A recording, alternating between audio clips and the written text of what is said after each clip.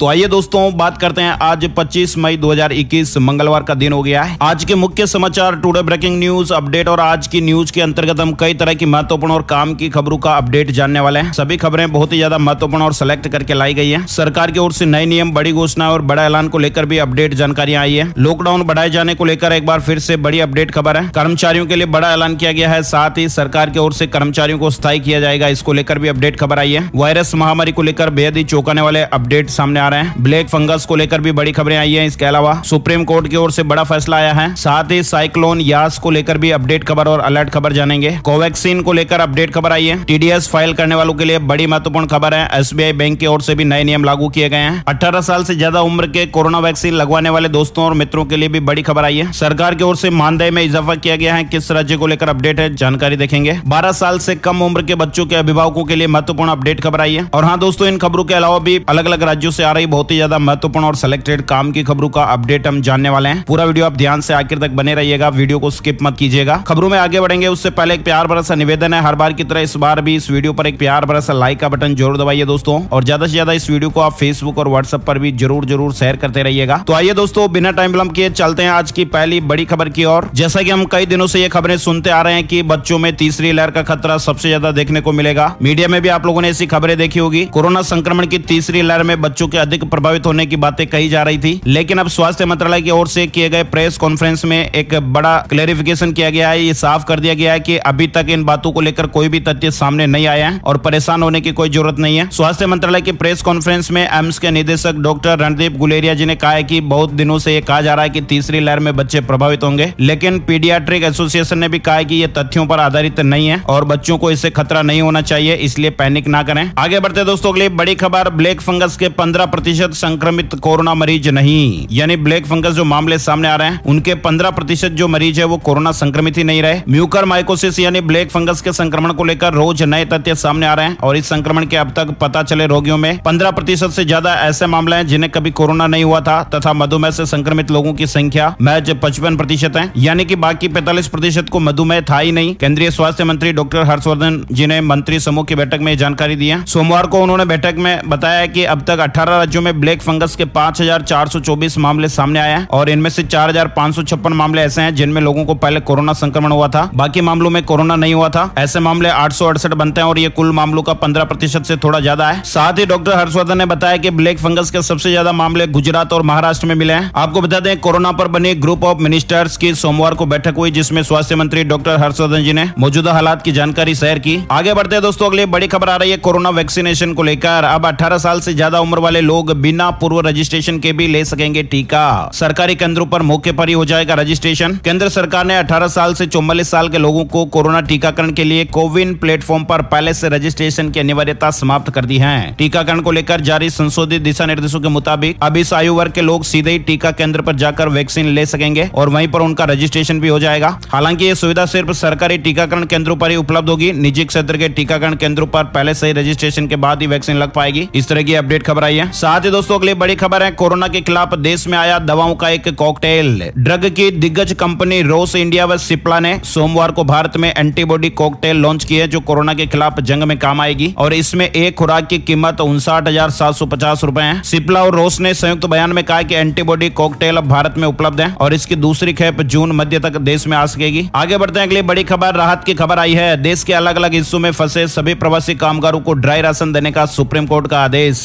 Supreme court ने सोमवार को कोरोना महामारी की वजह से देश के अलग अलग हिस्सों में फंसे प्रवासी मजदूरों को ड्राई राशन मुहैया कराने का आदेश दिया है। साथ ही शीर्ष अदालत ने सभी राज्यों व केंद्र शासित प्रदेशों को उन जगहों पर कम्युनिटी किचन शुरू करने का आदेश दिया है जहां भी मजदूर फंसे पड़े हैं। जस्टिस अशोक भूषण और जस्टिस एम.आर. शाह की पीठ ने अपने आदेश में कहा कि प्रवासी मजदूर चाहे वे देश के किसी भी इलाके में किसी भी हिस्से में क्यों न फंसे हो, आत्मनिर्भर योजना या फिर केंद्र व राज्यों की किसी अन्य योजना के तहत ड्राई राशन मुहैया कराया जाए। इसके लिए मजदूरों के लिए राशन कार्ड दिखाना अनिवार्य नहीं होगा। आगे बढ़ते दोस्तों, अगली बड़ी खबर आ रही है साइक्लोन यास को लेकर। चक्रवाती तूफान को लेकर अलर्ट जारी हो चुका है और चक्रवाती तूफान यास की चेतावनी भी जारी हो गई है। चक्रवाती तूफान यास ने दस्तक दे दी है। उड़ीसा के तटीय इलाकों में बारिश शुरू हो गई। मौसम विभाग के अनुसार बंगाल की खाड़ी के पूर्वी मध्य क्षेत्र में बना निम्न दबाव का क्षेत्र चक्रवाती तूफान में तब्दील हो गया है और इसके अगले 12 से 24 घंटों में और तेज होने की खबर है। 26 मई को यह भीषण चक्रवाती तूफान के रूप में उत्तर उड़ीसा, पश्चिम बंगाल के तटों को पार करने का अनुमान है। सुपर साइक्लोन यास से निपटने के लिए कोलकाता में शहर के 74 पंपिंग स्टेशन की जांच की गई है। वहीं उड़ीसा के 8 जिलों में चक्रवात यास को लेकर रेड वार्निंग जारी की गई है। उड़ीसा और बंगाल में एनडीआरएफ की कई टीमों को तैनात किया गया है। तूफान के असर से 25 मई को झारखंड के दक्षिणी इलाके पश्चिमी सिंहभूम, सरायकेला, खरसावा इलाके में भी भारी से भारी बारिश की चेतावनी जारी की गई है। 26 मई को संथाल इलाके को छोड़कर झारखंड में लगभग 16 जिलों में भारी बारिश की चेतावनी मौसम विभाग ने दी है और कहा है कि 90 किलोमीटर प्रति घंटे की रफ्तार से हवाएं चलने की भी संभावना है। यास तूफान के चलते इन राज्यों में 25 से 27 मई तक कैसा रहेगा मौसम का हाल, कहां के लिए अलर्ट है, ये भी आप देख पा रहे हैं। पिछले दिनों अरब सागर में चक्रवाती तूफान ताउते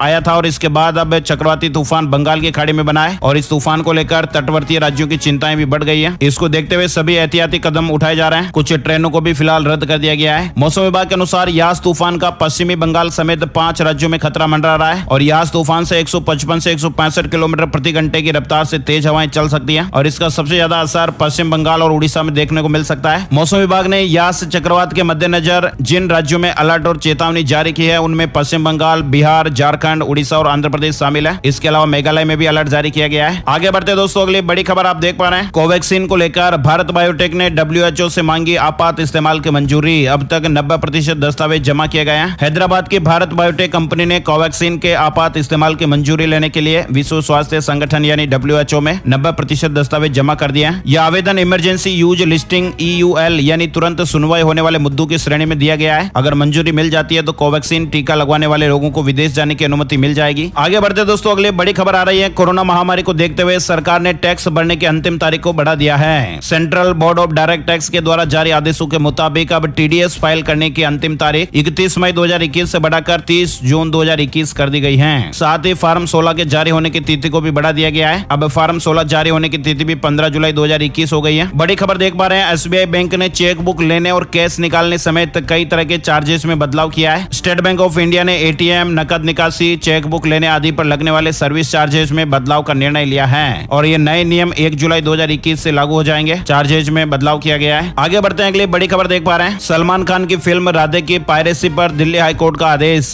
लिंक शेयर करने वालों पर व्हाट्सएप कार्रवाई करें। सलमान खान की film Radhe your most wanted भाई 13 मई को G5 G-Plex पर पे पर व्यू मॉडल के तहत रिलीज की गई थी, मगर रिलीज होने के साथ ही फिल्म को पायरेसी की चुनौती का सामना करना पड़ा, जिसको लेकर सलमान खान ने खुद सोशल मीडिया के जरिए चेतावनी भी दी थी। अब दिल्ली हाईकोर्ट ने राधे की पायरेसी करने वालों के खिलाफ एक्शन लेने का आदेश व्हाट्सएप और सोशल मीडिया साइट्स को दिया है। जिन लोगों ने इस फिल्म के पायरेटेड वर्जन को शेयर किया है, लिंक को शेयर किया है, उनके व्हाट्सएप अकाउंट बैन किए जाएंगे। साथ ही अदालत ने इंटरनेट सर्विस प्रोवाइडर को भी यह निर्देश दिया कि जिन लोगों के नाम शिकायत में शामिल है उनकी जानकारी दी जाए ताकि उन्हें सम्मन भेजे जा सके। आगे बढ़ते दोस्तों, बड़ी खबर, अब मात्र एक OTP से ही प्रीपेड से पोस्टपेड में कन्वर्ट हो जाएगा आपका नंबर। नहीं पड़ेगी आपको बार बार KYC करवाने की जरूरत। अगर आप प्रीपेड ग्राहक है और अपने नंबर को पोस्टपेड में कन्वर्ट कराना चाहते हैं तो आपके लिए अपडेट खबर आई है। अब आप अपने किसी भी प्रीपेड नंबर को बस एक OTP के जरिए ही पोस्टपेड में कन्वर्ट कर पाएंगे और इसके लिए आपको दोबारा KYC की जरूरत नहीं होगी। इस बात की मंजूरी दूरसंचार विभाग ने दी है। इस तरह की यह खबर है। साथ ही अगली बड़ी खबर आ रही है, बाबा रामदेव के माफी मांगने की डॉक्टर हर्षवर्धन ने सराहना की है और कहा कि यह उनकी परिपक्वता को दर्शाता है। योग गुरु बाबा रामदेव के एलोपैथी चिकित्सा पर दिए गए बयान के बाद से बड़े विवाद पर अब विराम लगता दिखाई दे रहा है। लेकिन साथ ही आपको बता दें, एक और खबर भी आ चुकी है। बाबा रामदेव ने एलोपैथिक इलाज पर IMA और फार्मा कंपनियों से 25 सवाल पूछे हैं। योग गुरु रामदेव ने एलोपैथिक दवाओं पर अपने बयान को भले ही वापस ले लिया है, लेकिन विवाद अभी भी खत्म होता नहीं दिख रहा है। अब बाबा रामदेव ने खुले तौर पर इंडियन मेडिकल एसोसिएशन और फार्मा कंपनियों को निशाना बनाया है और उनसे 25 सवाल पूछे हैं। ये सवाल बाबा रामदेव ने ट्वीट भी किए हैं, आप देख सकते हैं, ट्वीट किया है। उन्होंने लिखा है कि मैं इंडियन मेडिकल एसोसिएशन व फार्मा कंपनियों से विनम्रता के साथ सीधे 25 सवाल पूछता हूँ। ये सवाल कौन कौन से हैं इसकी जानकारी आप देख पा रहे हैं। ये बाबा रामदेव ने ट्वीट किया है और इनमें ये 25 सवाल जो पूछे गए हैं उनकी जानकारी भी दिखाई गई है। चलिए आगे बढ़ते हैं, अगली बड़ी खबर, हिमाचल सरकार का बड़ा फैसला।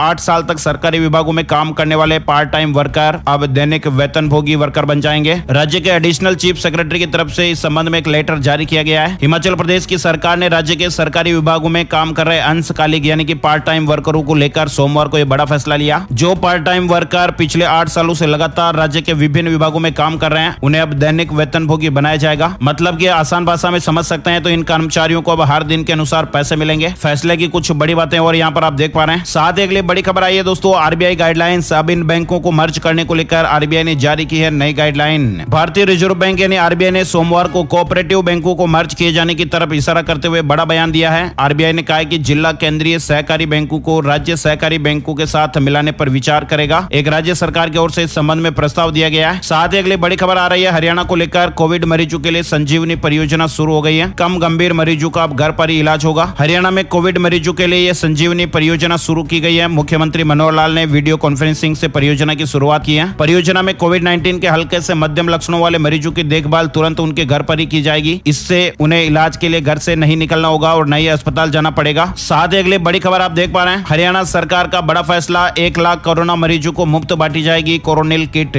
आधा खर्चा पतंजलि देगा। हरियाणा में कोरोना मरीजों को पतंजलि की कोरोना किट बांटी जाएगी। गृह मंत्री अनिल विज ने भी इस बात की जानकारी दी है। उन्होंने ट्वीट किया है, आप देख सकते हैं। आगे बढ़ते हैं, अगली बड़ी खबर जानते हैं। गुरुग्राम, फरीदाबाद सहित हरियाणा भर में शराब ठेके खोलने की छूट, एक्साइज ईयर भी बढ़ा। हरियाणा में राज्य सरकार ने 31 मई तक लॉकडाउन बढ़ा दिया है। इसके साथ साथ कुछ छूट भी दी गई है। दुकानों को निर्धारित समयावधि के दौरान ऑड इवन सिस्टम से खोलने की छूट दी गई है। इसके साथ ही राज्य सरकार ने शराब ठेकों को खोलने की अनुमति भी दे दी है। शराब ठेकेदारों को कोविड नियमों का पालन करना होगा। साथ ही अगली बड़ी खबर देख पा रहे हैं, कोविड स्टेटस अहम फैसले। चंडीगढ़ में सिटी स्कैन या चेस्ट के टेस्ट की जो दरें हैं वो प्रशासन ने तय कर दी है। अब कोई भी प्राइवेट सेंटर इस टेस्ट के लिए 1800 रुपए से अधिक चार्ज नहीं कर पाएंगे। गृह एवं स्वास्थ्य सचिव अरुण गुप्ता जी ने सोमवार को निर्देश जारी कर दिए हैं। अगली बड़ी खबर आ रही है झारखंड को लेकर। झारखंड के रसोईया सह सहायिकाओं के मानदेय में 500 रुपए का इजाफा किया गया है। मध्याह्न भोजन योजना में रसोईया सह सहायिकाओं के लिए राज्य योजना अंतर्गत दिए जाने वाले अतिरिक्त मानदेय में 500 रुपए का इजाफा किया गया है। अब इन्हें मानदेय के रूप में प्रतिमाह 2000 रुपए मिलेंगे। साथ ही अगली बड़ी खबर देख पा रहे हैं, उत्तर प्रदेश को लेकर खबर आई है। 12 साल से कम उम्र के बच्चों के अभिभावकों को लगेगा कोविड का टीका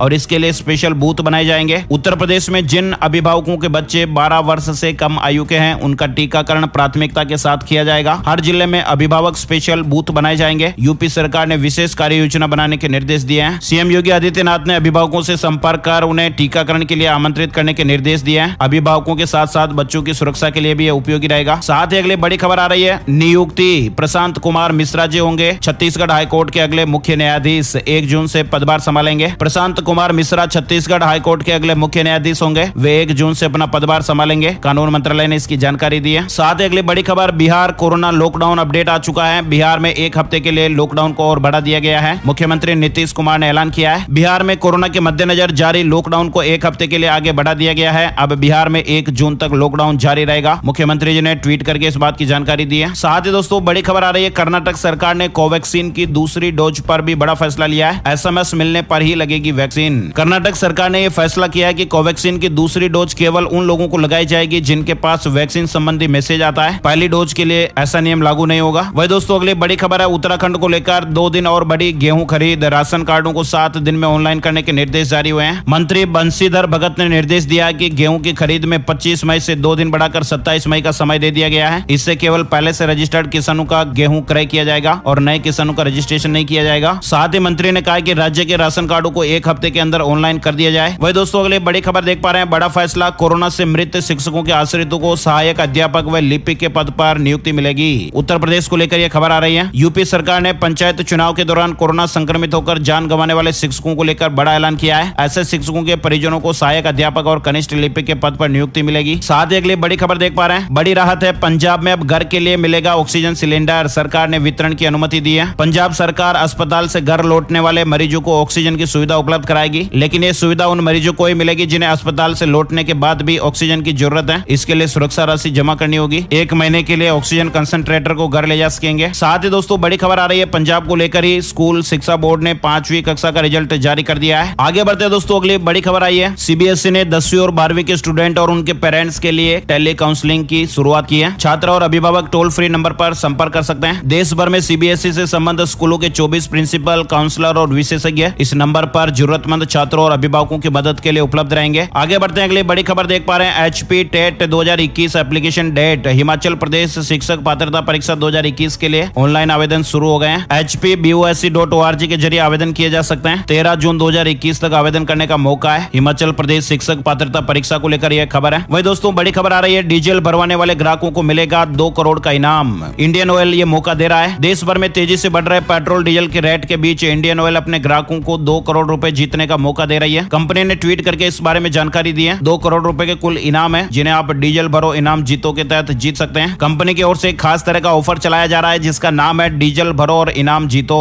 इंडियन ऑयल ने ट्वीट में कहा कि आप इंडियन ऑयल के किसी भी आउटलेट पर मिनिमम 25 लीटर डीजल भरवा कर ये इनाम जीत सकते हैं। कंपनी ने बताया कि आपको मिनिमम 25 लीटर डीजल भरवाना होगा, ज्यादा की कोई लिमिट नहीं है। इसके लिए एक बिल भी होना चाहिए। इंडियन ऑयल का यह ऑफर 31 जुलाई 2021 की रात 12 बजे तक के लिए उपलब्ध है। 25 लीटर या उससे ज्यादा डीजल खरीदने के बाद आपको जो सिंगल प्रिंटेड बिल मिलेगा उस पर एक बिल नंबर और डीलर का कोड होगा। उस कोड को आपको ये नंबर दिखाए गए हैं, इस नंबर पर SMS भेजना है। लॉटरी के द्वारा आपका चयन किया जाएगा। कितना इनाम मिलेगा इसकी जानकारी भी आप देख सकते हैं। इनाम की राशि की बात की जाए तो वह अलग अलग है। फैसला लकी ड्रा के जरिए किया जाता है। अगर आप सिलेक्ट हो जाते हैं तो आपको इनाम मिल सकता है। 4 मेगा विजेता को 2 लाख रुपए प्रत्येक को यह राशि मिलेगी। 16 मासिक विजेता को प्रति माह रुपए 75,000 रुपए की राशि मिलेगी। 70 पखवाड़े विजेता प्रति पखवाड़े 25,000 रुपए प्रत्येक को यह राशि मिलेगी। इसके अलावा प्रति सप्ताह में 500 साप्ताहिक विजेता भी घोषित होंगे जिन्हें 1,000 रुपए प्रत्येक को राशि मिलेगी। चलिए आगे बढ़ते हैं, अगली बड़ी खबर देखते हैं। मध्य प्रदेश में 12वीं के छात्रों के लिए अपडेट खबर आई है। स्कूल शिक्षा मंत्री जी ने कहा कि परीक्षाओं पर फैसला 1 जून को लिया जाएगा। सब कुछ ठीक होने पर ही पुराने पैटर्न पर एग्जाम हो सकते हैं, इस तरह की बात कही गई है सोमवार को। चलिए आगे बढ़ते हैं, बड़ी खबर। हिमाचल प्रदेश कैबिनेट बैठक में नई आबकारी नीति को मंजूरी दी गई है। नई आबकारी नीति 1 जुलाई 2021 से 31 मार्च 2022 तक 9 महीनों के लिए लागू रहेगी। आगे बढ़ते हैं, बड़ी खबर देख पा रहे हैं। सरकारी कर्मचारियों के लिए खुश खबर, केंद्र ने दोगुना कर दिया वेरिएबल महंगाई भत्ता।